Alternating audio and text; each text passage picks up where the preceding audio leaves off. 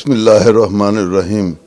আমি অত্যন্ত আনন্দিত এবং অভিভূত যে আপনারা বুঝতে পারবেন এবং সকলের মধ্যেই এই অনুভূতিটা হয়তো আসবে না যে আমি ফাঁসির মঞ্চে ছিলাম। সেই জায়গা থেকে আজকে জাতীয় সংসদ সদস্য হতে পেরেছি একমাত্র জনগণের ভোটের মাধ্যমে এবং জনগণের ভালোবাসার কারণে।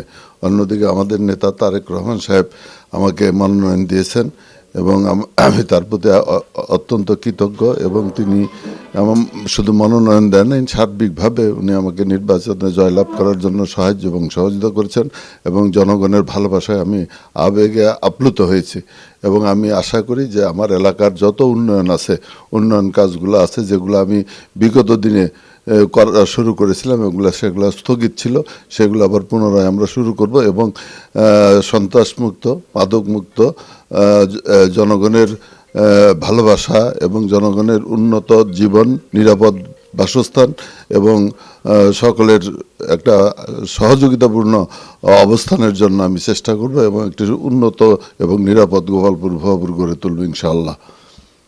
আমি এলাকাবাসীকে আন্তরিকভাবে অভিনন্দন জানাই যে এলাকাবাসী আমার 18 বছর 17 বছর যে আমি কারাগারে ছিলাম, নির্যাতিত হয়েছে, তার প্রতিদান আমাকে এলাকাবাসী প্রদান করেছেন। আমি এলাকাবাসীর কাছে চিরকৃতজ্ঞ হয়ে থাকবো সারা জীবন।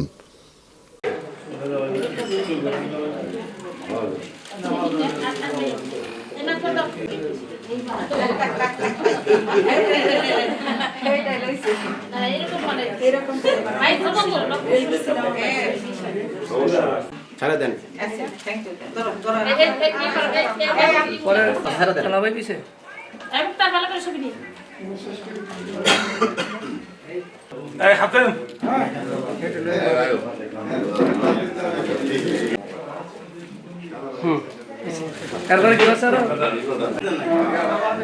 অসুবিধা না